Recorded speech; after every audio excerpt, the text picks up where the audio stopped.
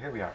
Let's see. The radio is currently tuned to 11.6, 11.5, somewhere around there. So we'll tune this signal generator to the same thing.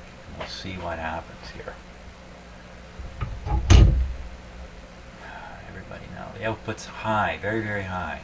In fact, it's crazy high. Let me turn it down a little bit. Volume's up, everything's up on the receiver. Here we go. 11, what did I say? I said 11.6. Somewhere around. Oh my gosh, there's nothing coming through. Oh man. Okay, there's a chance that this connection is actually interfering with the radio's operation, but it's not a big chance. Let me take this wire off here. Oh, you know what? Look at that. Huh. That's barely connected. Okay, there we go. Didn't help at all. Okay, so we're in the double conversion area. Let's go down to the single conversion area. Okay, no question that's working. Oh, I'm very disappointed here. Why should I be? This kind of stuff happens all the time. To me. Okay,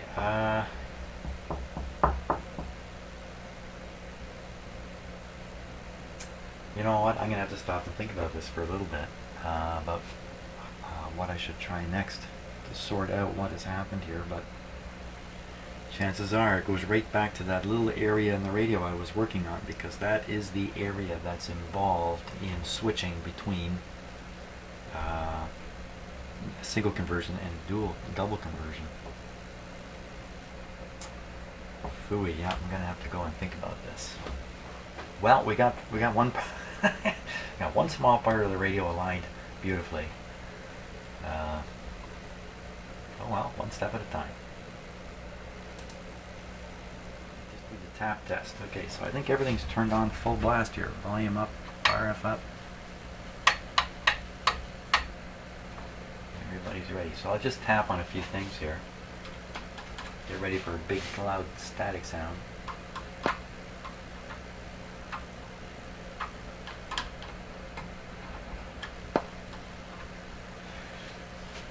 Here's a little lesson in radio work. You have your screwdriver insulated from your hand. You touch the shaft onto something. A little click. That little click was a rush of electrons either into or out of this screwdriver shank, which now holds a charge. Now if I touch something else, you can hear the charge disappear. See, I can touch it all I like now. Go back to the first one. Hear the charge? Back again.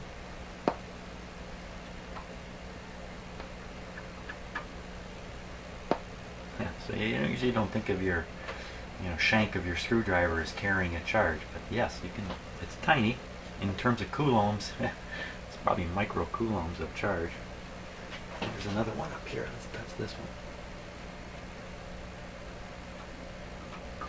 So what am I trying to prove here? I'm just trying to see if any of these wires are really sensitive. When I touch them, do I get a hum or a buzz or a hiss or anything?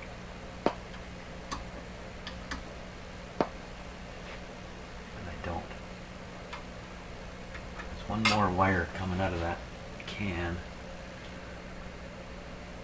and it's very hard to see where it might be going. I don't know where it's going. Can't really see up in here. So where are we at here? We've got half a radio still.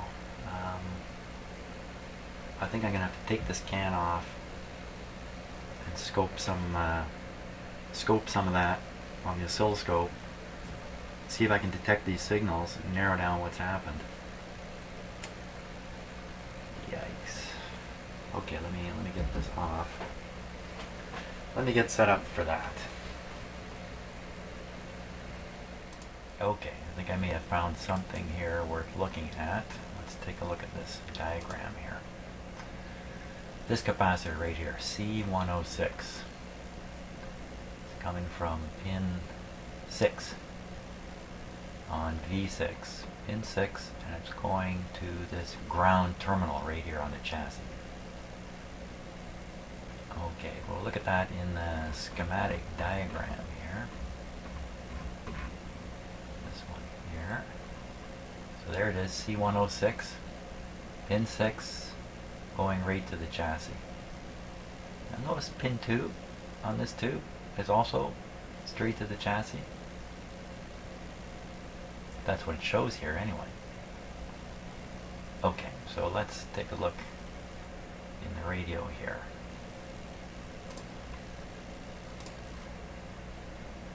We'll do this with the close-up camera. We'll try to do it with the close-up camera. Here we go.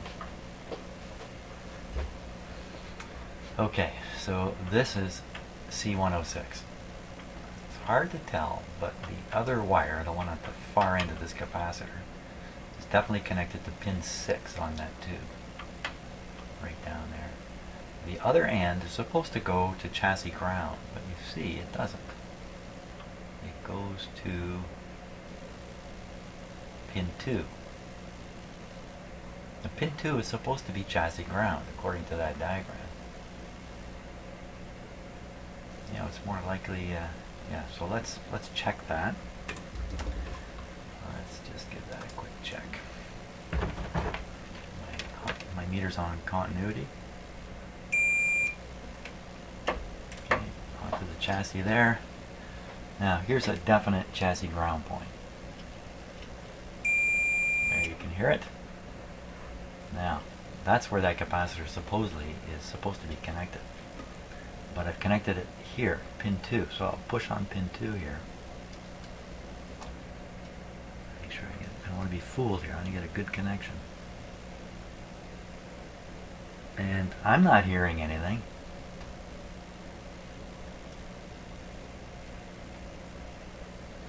So, you got me. What did I do here? I'm gonna guess, when I'm in my younger days, I thought pin 2, after looking at the schematic, was ground. So it's easier to connect the capacitor to pin 2 than it is to bring it all the way down, around, and fish it down to this terminal down here. But that's, I think, exactly what I'm going to do now. This radio is definitely turned off. Before I stick my fingers in there. You know, I've been using this radio for 30 years. It has worked okay. How is it that I am finding such a serious problem? At this point, that seems to have disabled the radio. This is one of the, you know, the bells and whistles are going off in my head. Your story doesn't add up, Jim. But I really don't know what else to try here. As crazy as it sounds.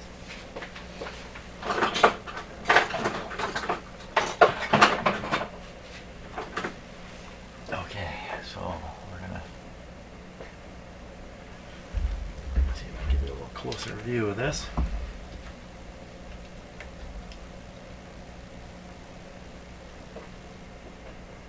I recognize this capacitor as the type I had back then.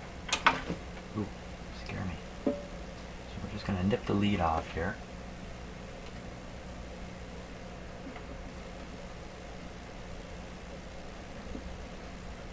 My cutters will cooperate.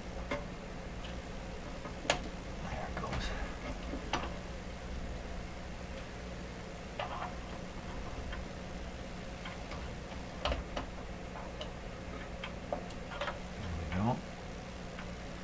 Now I'm going to try to make this capacitor sit down here and make it to that wire. Remember that wire? That wire that I thought should be connected to a pin but then shouldn't? That wire is the wire. This is the wire I need to connect to now. Or this terminal down here anyway. I can see why I avoided doing this. Oh. Well, that wire has given up the ghost and is now just laying in the radio. I'm gonna get it here. Oh boy.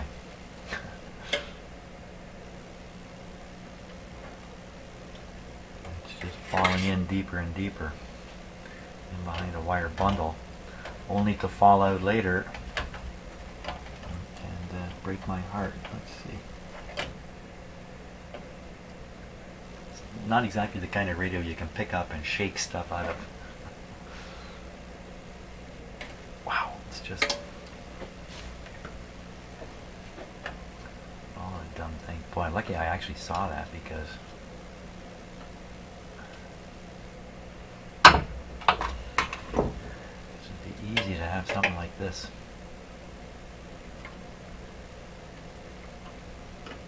Oh, for crying out loud. What a dumb situation. Okay, I'm going to fish that wire out of there. Okay, I think I've knocked it to where I can grab it. There it is. Well, I was going to use that piece of wire to make this connection.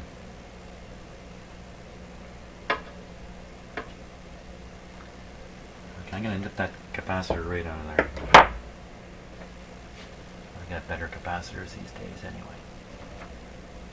Oh, check out.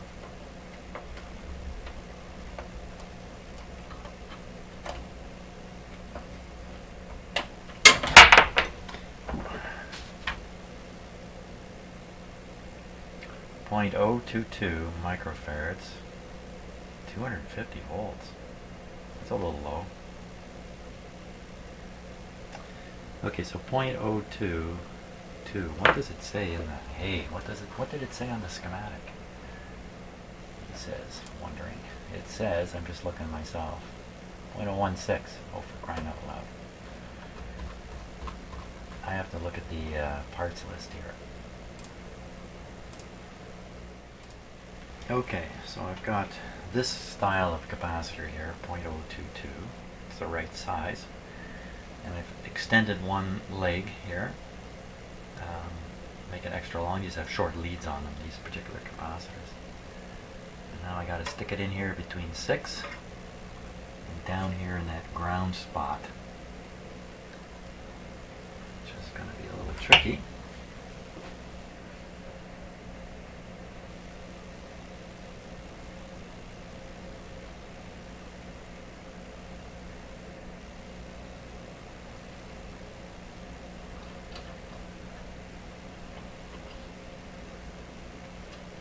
Of course, this is a critical component placement area in here.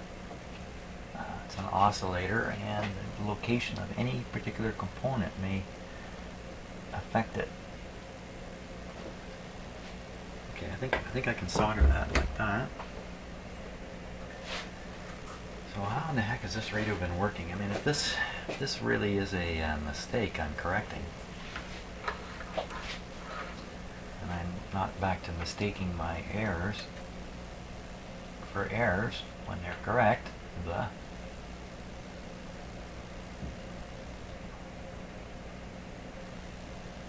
It's quite likely when I did this I thought I was hooking the capacitor up to a more convenient ground location. Ground point. In fact, I messed up. How did this radio operate? Maybe I was getting poor performance out of it. Didn't really realize it all these years. This mistake would have been made about 4 years ago. 3, 4 years ago.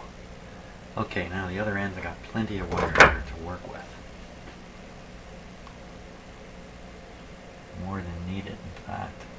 So I'll get down in here.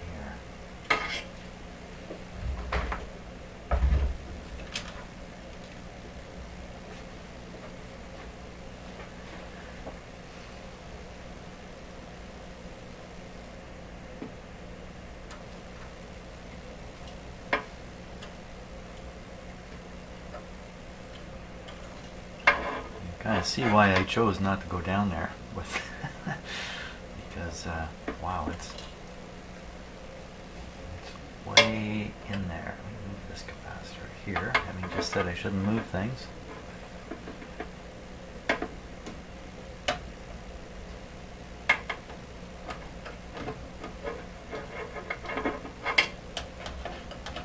Also, I want to be careful not to damage anything with my tools if I'm applying pressure or forces. You can accidentally lever up against something without knowing it. And I'm pretty, the thing I'm worried about is that crystal. When I bugger up that crystal, what happened? Where'd my wire go?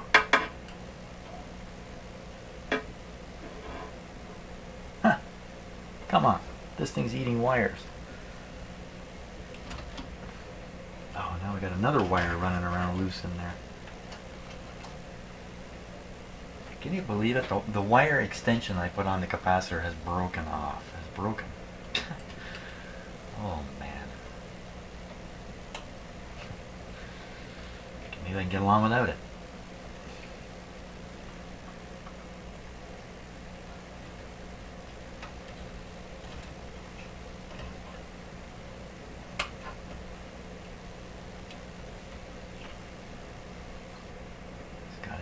Down there.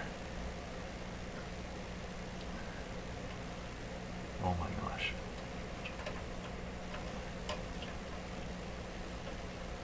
Way down there. And the stupid thing is too short. Ah. Okay, come out of there. By the time I get this ready, I will flex the lead so much it's going to break. I was very careful to solder this lead on so I could slide some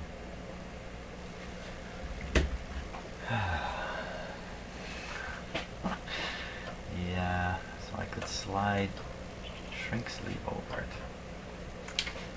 Oh my gosh, now I got the capacitor half in there.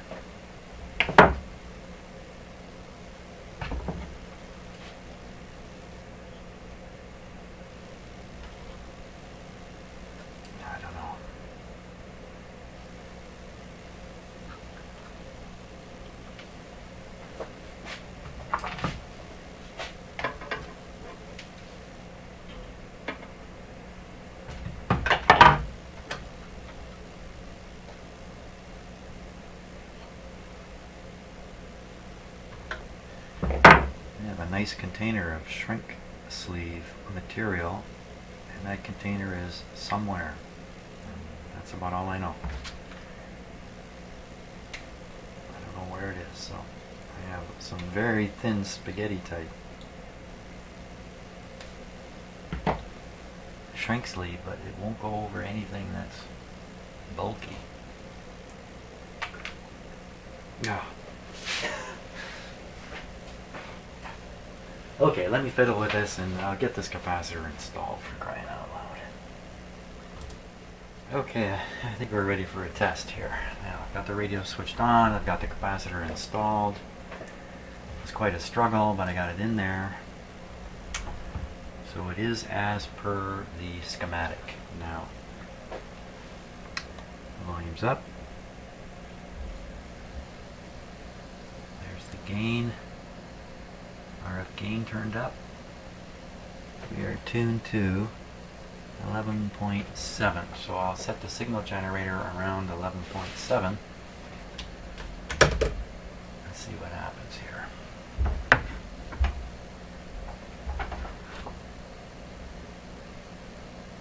Now that's a false number. That's actually, I'm reading the actual dial up here. This is false. Sometimes happens. It's reading double.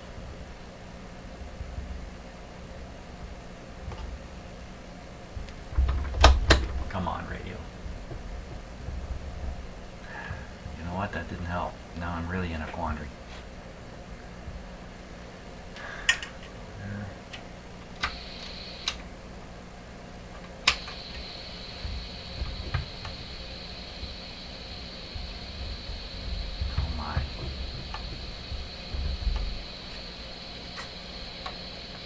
how is this happening? I brought this radio in here working. Well, actually it wasn't working.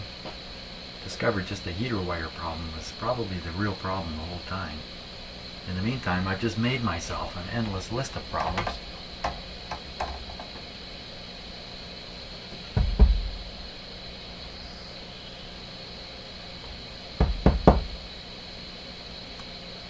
Okay, well, I think I'm out of time for today.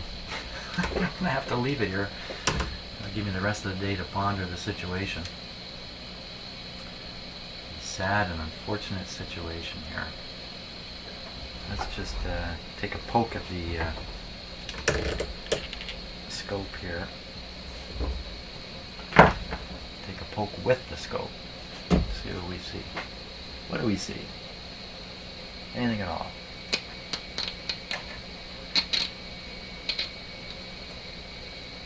At least we can hear something.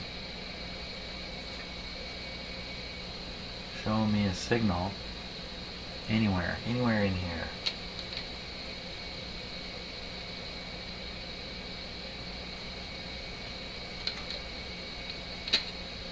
There's just no sign of a oscillation coming out of here. Wow. Okay, so I've had trouble with the double conversion switch in the back of this radio a few times. What was that? What's that? What's going on there?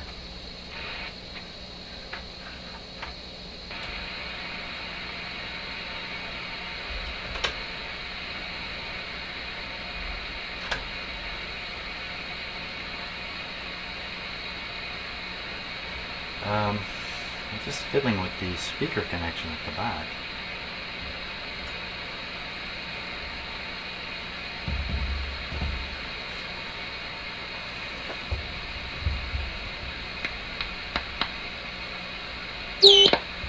Son of a gun. Son of a gun. Turn down the output on this guy here.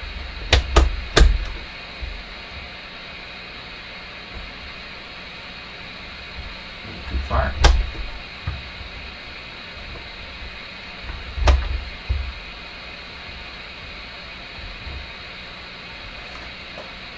What's happening?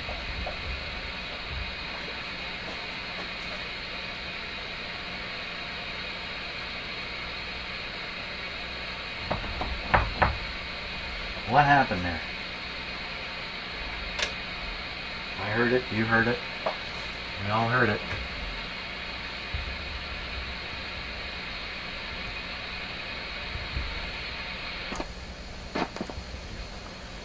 Put it to its widest. I heard it. Where'd it go? I heard it. It's up on full blast here.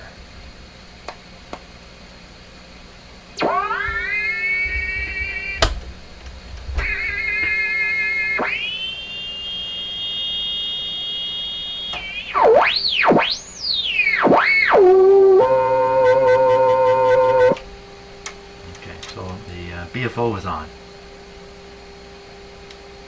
There it is. I've got my signal generator going full blast here, pumping it right into the antenna, and it's barely coming out. But it's there.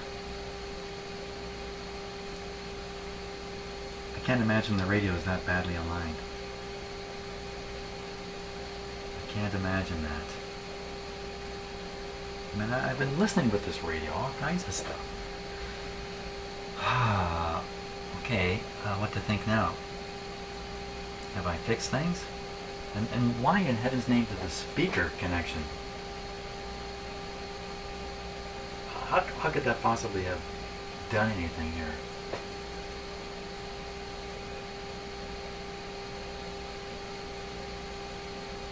But that is what I was touching when the radio's whole output sound changed.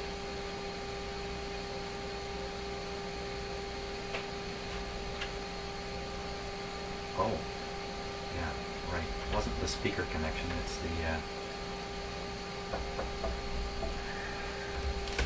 not actually the speaker connection, it's the connection to my output meter I was moving. Still, I shouldn't really have any effect on anything.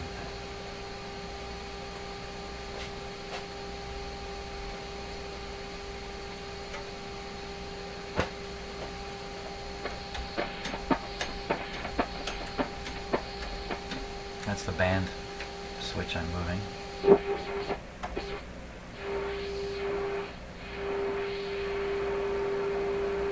Okay, so it's I'm looking now up at the panel meter here. Ooh, what the heck was that? Oh, okay. That was a clip lead popping off and falling on my bench. Scared the you-know-what out of me. Well, you know, all I can say is we should try the alignment at this point, and if maybe it'll come back to life. Maybe I've had a problem in here. I've aligned it so that the radio is compensating for the wiring problem, so I'm getting some performance out of it. Now I set it right.